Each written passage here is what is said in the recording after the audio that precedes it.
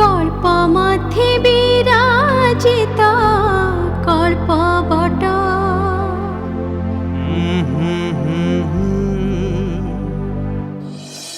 গোটে দেশরে জଣେ রাজা ଥିଲେ। ତାଙ୍କ ନିକଟକୁ ଜଣେ ବହୁରୂପୀ ଆସିଲା। ସେ ନାନା ପ୍ରକାରର ବେଶ ଧାରଣ କରି ତଦନୁରୂପ ଅଭିନୟ କରିବାରେ ନିପୁଣ ଥିଲା। ଦେବୀ ଥିଲେ ତାର ଇଷ୍ଟ। ଦେବୀଙ୍କଠାରୁ ତାକୁ ଏପରି ଅଦ୍ଭୁତ ଶକ୍ତି ମିଳିଥିଲା ଯେ ସେ ଯେଉଁ ଅଭିନୟ କରିବାକୁ ବେଶ ଧରୁଥିଲା ସେଥିରେ ସେ କୃତକାର୍ଯ୍ୟ ହୋଇପାରୁଥିଲା। କଦାପି କୌଣସି ଅଭିନୟରେ ସେ ବିଫଳ ହେଉନଥିଲା। ସେ ଦେଶର ରାଜା ତାକୁ କହିଲେ, ତୁ ବୈରାଗୀ ସାଧୁଙ୍କର ଅଭିନୟ କରି ମୋତେ ଦେଖା। ବହୁରୂପୀ ରାଜାଙ୍କ ଆଜ୍ଞା ଶିରୋଧାର୍ଯ୍ୟ କରି କିଛି ଦିନ ପାଇଁ ଜନସମାଜରୁ ବହୁ ଦୂରକୁ ଯାଇ କୌଣସି ଗୋଟିଏ ନିର୍ଜନ ସ୍ଥାନରେ ରହିଲା। ନିଶ ଦାଢ଼ି ବଢ଼ିଯିବାରୁ ସେ ସାଧୁ ବେଶ ଧରି ସହରକୁ ଆସିଲା ଏବଂ ସାଧୁଙ୍କ ଭଳି ବ୍ୟବହାର କଲା। କାହା ସହିତ ରାଗଦ୍ୱେଷ ନାହିଁ। ଭିକ୍ଷାରେ ଯାହା କିଛି ମିଳିଯାଏ ସେତିକିରେ ସେ ସନ୍ତୁଷ୍ଟ ରୁହେ। ତା ଛଡ଼ା ଲୋକଙ୍କୁ ମଧ୍ୟ ଭଲ ଭଲ ପ୍ରସଙ୍ଗ ସମ୍ବନ୍ଧୀୟ କଥା ସବୁ ଶୁଣାଏ। ସମଗ୍ର ସହରରେ ସେ ଜଣେ ଅନାସକ୍ତ ତ୍ୟାଗୀ ମହାତ୍ମା ଭାବରେ ପରିଚିତ ହୋଇଗଲା। ଲୋକେ ତାକୁ ଆଦର ସମ୍ମାନ ଦେଲେ। ରାଜାଙ୍କ କାନରେ ଏ କଥା ପଡ଼ିଲା। ରାଜା ମନ୍ତ୍ରୀଙ୍କୁ ପଠାଇ ସେ ବାସ୍ତବରେ ସେହି ବହୁରୂପୀ ନା ସନ୍ଥ ଏ କଥାର ତଦନ୍ତ କରିବାକୁ କହିଲେ। ମନ୍ତ୍ରୀ ସାଧୁ ବେଶଧାରୀ ବହୁରୂପୀକି ଦେଖି ଚିହ୍ନି ପାରିଲେ ଏବଂ ରାଜାଙ୍କ ଆଗରେ ପ୍ରକୃତ କଥା କହିଦେଲେ। ରାଜା ଘୋଷଣା କରିଦେଲେ ଯେ ସେ ମଧ୍ୟ ସାଧୁଙ୍କ ଦର୍ଶନ କରିବାକୁ ଯିବେ। ଗୋଟେ ବଡ଼ ଥାଳିରେ ସୁନା ମୋହର ଆଉ ଅନ୍ୟାନ୍ୟ ଉପହାର ଦ୍ରବ୍ୟ ନେଇ ସୈନ୍ୟ ସାମନ୍ତଙ୍କ ସହିତ ରାଜା ସେଠାରେ ଯାଇ ଉପସ୍ଥିତ ହେଲେ। ରାଜାଙ୍କ ଆସିବା କଥା ଶୁଣି ଶହ ଶହ ଲୋକ ରୁଣ୍ଡ ହୋଇଗଲେ। ରାଜା ତା ଆଗରେ ଥାଳି ରଖିଦେଇ ଉପହାର ଗ୍ରହଣ କରିବାକୁ ନିବେଦନ କଲେ।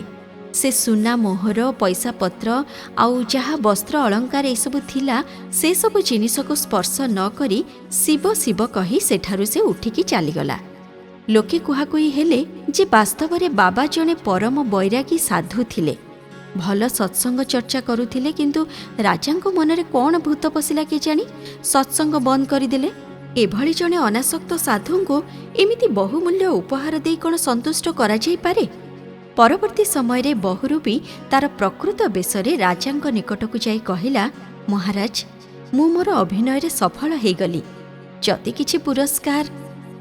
ରାଜା ପଚାରିଲେ, ମୁଁ ଏତେ ଗୁଡ଼ିଏ ସୁନା ମୋହର ନେଇ ତତେ ଦେଲି, ତୁ ରଖିଲୁନି କ'ଣ ପାଇଁ? ତୋର କ'ଣ ବିଶ୍ୱାସ ହେଉଛି ଯେ ମୁଁ ତତେ ପୁରସ୍କାର ରୂପେ ସେତେ ଧନ ଦେବି? ସେ କହିଲା, ମଣିମା, ଆପଣ ଖୁସି ମନରେ ଯାହା କିଛି ଦେବେ ସେତିକି ମୋର ଯଥେଷ୍ଟ। ରାଜା କହିଲେ, ତୁ ଗୋଟେ ନିପଟ ମୂର୍ଖ। ସେତେବେଳେ ସେଇ ସ୍ୱର୍ଣ୍ଣ ମୁଦ୍ରା ରଖିଦେଇଥିଲେ ତୁ ଆଜି ଧନୀ ହେଇଯାଇଥାନ୍ତୁ। ସେ କହିଲା, ମଣିମା, ସେତେବେଳେ ମୁଁ ସାଧୁ ଭୂମିକାରେ ଅଭିନୟ କରୁଥିଲି। ସାଧୁ ପକ୍ଷେ ଧନ ଗ୍ରହଣ କରିବା କଳଙ୍କ। ମୁଁ ସ୍ୱର୍ଣ୍ଣ ମୁଦ୍ରା ପ୍ରତି ଆକୃଷ୍ଟ ହେଇଥିଲେ ମୋର ଅଭିନୟ ଖରାପ ହେଇଯାଇଥାନ୍ତା, ଆଉ ମୋର ଇଷ୍ଟଦେବୀ ଅସନ୍ତୁଷ୍ଟ ହେଇଥାନ୍ତେ। ତା କଥା ଶୁଣି ରାଜା ଅତ୍ୟନ୍ତ ଖୁସି ହେଇଗଲେ ଆଉ ତାକୁ ବହୁତ ଗୁଡ଼ିଏ ପୁରସ୍କାର ପ୍ରଦାନ କଲେ। ଆଉ ଦିନେ ବହୁରୂପୀକି ଡାକି ରାଜା ସିଂହର ଅଭିନୟ କରିବାକୁ କହିଲେ। ସେ କହିଲା, ମହାରାଜ, ଏ ଅଭିନୟ ବଡ଼ ବିପଦଜନକ। ମୁଁ ଯେଉଁ ବେଶ ଧରେ ତାହା ସୁଚାରୁ ରୂପେ ସମ୍ପାଦନ କରେ, ତେଣୁ ସିଂହର ଅଭିନୟ କରିବାକୁ ମୋତେ ଆପଣ କୁହନ୍ତୁନି। ରାଜା କହିଲେ, ନା, ମୁଁ ସିଂହର ଅଭିନୟ ଦେଖିବାକୁ ହିଁ ଚାହେଁ। ବହୁରୂପୀ କହିଲା, ଛାମୁଙ୍କର ଯାହା ନିର୍ଦ୍ଦେଶ ତାହା ମୋ ପାଇଁ ଶିରୋଧାର୍ଯ୍ୟ, କିନ୍ତୁ କୌଣସି କ୍ଷତି ହୋଇଗଲେ ଆପଣ ମୋତେ କ୍ଷମା ଦେବେ, ନଚେତ ଅନ୍ୟ କୌଣସି ଅଭିନୟ କରିବାକୁ ଆଜ୍ଞା ହେଉ। ରାଜା କହିଲେ, ମୁଁ ପ୍ରଥମରୁ ତୋର ସବୁ ଅପରାଧ କ୍ଷମା କରିଦେଉଛି। ତୋର କୌଣସି ଅସୁବିଧା ହେବନି। ତୁ ସିଂହର ଅଭିନୟ କରି ମୋତେ ଦେଖା। ବହୁରୂପୀ ସିଂହ ଚର୍ମର ଗୋଟେ ଖୋଳ ପିନ୍ଧିକି ସିଂହ ଠାଣିରେ ଆସି ଗୋଟେ ପ୍ରଶସ୍ତ ସ୍ଥାନରେ ବସିଗଲା। ରାଜାଙ୍କ ପୁଅ ସେଠାରେ ଖେଳୁଥାଏ। ଖେଳୁ ଖେଳୁ ସେ କୌତୂହଳରେ ସିଂହ ଅଭିନୟ କରୁଥିବା ବହୁରୂପୀକି ଦେଖି ଠେଙ୍ଗାରେ ପାହାରେ ପିଟିଦେଲା। ସିଂହ ଭୟାନକ ଗର୍ଜନ କରି ହଠାତ୍ ତା ଉପରକୁ ଲମ୍ଫ ମାରିଲା ଏବଂ ଚାହୁଁ ଚାହୁଁ ରାଜକୁମାରଙ୍କୁ ମାରିଦେଲା। ଏ ଘଟଣାରେ ରାଜା ଅତ୍ୟନ୍ତ ଅନୁତାପ କଲେ। ସେ ଭାବିଲେ, ଏହା କି ଅଭିନୟ ଯେ ଚାହୁଁ ଚାହୁଁ ମୋ ପୁଅକୁ ମାରିଦେଲା। ତା ପରଦିନ ବହୁରୂପୀ ମନ ଦୁଃଖରେ କାନ୍ଦି କାନ୍ଦି ଆସି ରାଜାଙ୍କୁ କହିଲା, ମଣିମା, ମୋତେ କ୍ଷମା କରନ୍ତୁ। ମୁଁ ପୂର୍ବରୁ କହିଦେଇଥିଲି ଯେ ଏପରି ବିପଦଜନକ ଅଭିନୟ କରିବା ଭଲ ନୁହଁ, କିନ୍ତୁ କ'ଣ କରିବି, ଯଥାର୍ଥ ଅଭିନୟ ନ କଲେ ମୋର ଇଷ୍ଟଦେବୀ ମୋ ଉପରେ ଅସନ୍ତୁଷ୍ଟ ହେବେ। ରାଜା କହିଲେ, ତୋ ପାଇଁ ସିନା ଖେଳ, କିନ୍ତୁ ମୋ ପାଇଁ ତ କାଳ ହେଇଗଲା, ମୋର ପୁଅ ମରିଗଲା। କିନ୍ତୁ ରାଜା କରନ୍ତେ ବା କ'ଣ? ପୂର୍ବରୁ ତ କଥା ଦେଇ ସାରିଥିଲେ। ବହୁରୂପୀ ମଧ୍ୟ ଅଭିନୟ କରିବା ପୂର୍ବରୁ କ୍ଷମା ମାଗି ସାରିଥିଲା। ରାଜାଙ୍କ ପାଖରେ ଜଣେ ବାରିକ ରହୁଥିଲା। ସେ ରାଜାଙ୍କୁ ମନ୍ତ୍ରଣା ଦେଲା ଯେ ବହୁରୂପୀକୁ ସତୀ ହେବାର ଅଭିନୟ କରିବାକୁ କୁହାଯାଉ। ସତୀ ସ୍ତ୍ରୀ ସ୍ୱାମୀର ଚିତାଗ୍ନିରେ ଝାସ ଦିଏ। ସତୀ ସ୍ତ୍ରୀର ଅଭିନୟ କଲେ ଇଏ ଚିତାଗ୍ନିରେ ଜଳି ଭସ୍ମ ହୋଇଯିବ ଏବଂ ରାଜକୁମାରଙ୍କୁ ମାରିବାର ଦଣ୍ଡ ମଧ୍ୟ ଏହାକୁ ଆପେ ଆପେ ମିଳିଯିବ। କଥାଟି ରାଜାଙ୍କ ମନକୁ ପାଇଗଲା। ବହୁରୂପୀକୁ ଡାକି ରାଜା କହିଲେ, ତୁ ଏବେ ସତୀ ହେବାର ଅଭିନୟ କରିକି ଦେଖା। ସେ ରାଜାଙ୍କ ଆଜ୍ଞା ଶିରୋଧାର୍ଯ୍ୟ କଲା। ସହରରେ କୋଉଠି ଗୋଟେ ଅପରିଚିତ ବ୍ୟକ୍ତିର ମୃତ ଦେହ ପଡ଼ିଥିଲା।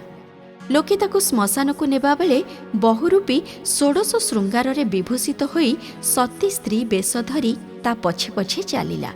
ଲୋକେ ଭାବିଲେ କେହି ଜଣେ ପତିବ୍ରତା ସ୍ତ୍ରୀ ତା ସ୍ୱାମୀଙ୍କ ଚିତାଗ୍ନିରେ ବୋଧେ ସତୀ ହେବାକୁ ଯାଉଛି। ଏ କଥା ରାଜାଙ୍କ କାନରେ ପଡ଼ିବାରୁ ସେ ପ୍ରକୃତ ତଥ୍ୟ ଜାଣିବା ପାଇଁ ମନ୍ତ୍ରୀଙ୍କୁ ପଠାଇଲେ। ମନ୍ତ୍ରୀ ଫେରିଆସି ରାଜାଙ୍କୁ କହିଲେ, ମଣିମା, ସେହି ବହୁରୂପୀ ଆଜି ସତୀ ହେବାକୁ ଯାଉଛି। ରାଜା ରାଜ କର୍ମଚାରୀମାନଙ୍କୁ ଡକାଇ ଆଦେଶ ଦେଲେ ଯେ ଯାଅ, ତାକୁ ଭଲ ଭାବରେ ପୋଡ଼ି ଦେଇକି ଆସିବ। ରାଜ କର୍ମଚାରୀମାନେ ବହୁ ପରିମାଣରେ କାଠ ଗଦା କରିଦେଲେ।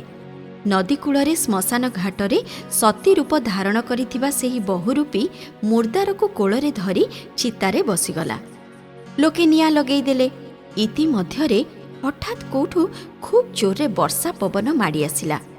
ମୂଷଳ ଧାରାରେ ମେଘ ବରସିବା ସଙ୍ଗେ ସଙ୍ଗେ ବାତ୍ୟା ଭଳି ପବନ ବହିଲା। ଲୋକମାନେ ଜୀବନ ବିକଳରେ ଶବଦାହ ଛାଡ଼ିକି ଯେଝା ଯେଝା ବାଟରେ ପଳେଇଗଲେ। ମୃତ ବ୍ୟକ୍ତିର ନିଜ କୁଟୁମ୍ବ ହେଇଥିଲେ ହୁଏତ କେହି ରହିଥାନ୍ତେ, ପର ଲୋକେ କାହିଁକି ରହିବେ? ବର୍ଷା ହେବାରୁ ନିଆଁ ଲିଭିଗଲା ଏବଂ ନଦୀରେ ବନ୍ୟା ଆସିବାରୁ କାଠ ସବୁ ଭାସିଗଲା। କାଠ ଗଦା ଉପରେ ବସିଥିବା ବହୁରୂପୀ କାଠ ଗଡ଼କୁ ଆଶ୍ରୟ କରି ଭାସି ଭାସି ଯାଇ ଅନ୍ୟତ୍ର କୂଳରେ ଲାଗିଲା। ଇଷ୍ଟଦେବୀଙ୍କ ଦୟାରୁ ସେ ବଞ୍ଚିଗଲା। କେତେ ମାସ ପରେ ସେ ରାଜାଙ୍କ ପାଖକୁ ଯାଇ ପୁରସ୍କାର ମାଗିଲା। ତାକୁ ଦେଖି ରାଜା ଆଶ୍ଚର୍ଯ୍ୟରେ କହିଲେ, ଆରେ, ତୁ ପୁରା ପୋଡ଼ି ପାଉଁଶ ହୋଇଯାଇଥିଲୁ। ସେ କହିଲା, ମରିଯାଇଥିଲି ସତ, କିନ୍ତୁ ଶକ୍ତି ମାଙ୍କ ଦୟାରୁ ମୁଁ ପୁଣି ଫେରିଆସିଲି। ରାଜା ପଚାରିଲେ ଯେ ତୁ ପରଲୋକରେ ଆମ ବାପା ଆଉ ବୁଢ଼ା ବାପାମାନଙ୍କୁ ତ ଦେଖିଥିବୁ, ସେମାନଙ୍କର ହାଲଚାଲ କ'ଣ? କିଛି ଖବର ଆଣିଛୁ କି? ସେ କହିଲା, ମଣିମା, ସମସ୍ତଙ୍କ ସହିତ ଭେଟ ହେଇ ଖବର ଆଣିକି ଆସିଛି। ସେଠାରେ ସମସ୍ତେ ଭଲରେ ଅଛନ୍ତି, କିନ୍ତୁ ସମସ୍ତଙ୍କର ନିଶ, ଦାଢ଼ି ଓ ନଖ ସବୁ ବଢ଼ିଯାଇଛି।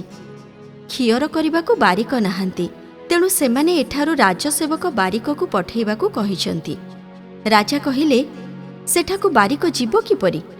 ସେ କହିଲା, ହଜୁର, ଆପଣଙ୍କ ବାପା ଓ ବୁଢ଼ା ବାପା ଯେମିତି ଯାଇଥିଲେ ଏବଂ ମୁଁ ଯେମିତି ଯାଇଥିଲି, ସେଇ ଉପାୟରେ ବାରିକ ମଧ୍ୟ ଯାଇପାରିବ। ସମସ୍ତଙ୍କ ପାଇଁ ସେଇ ଗୋଟିଏ ରାସ୍ତା।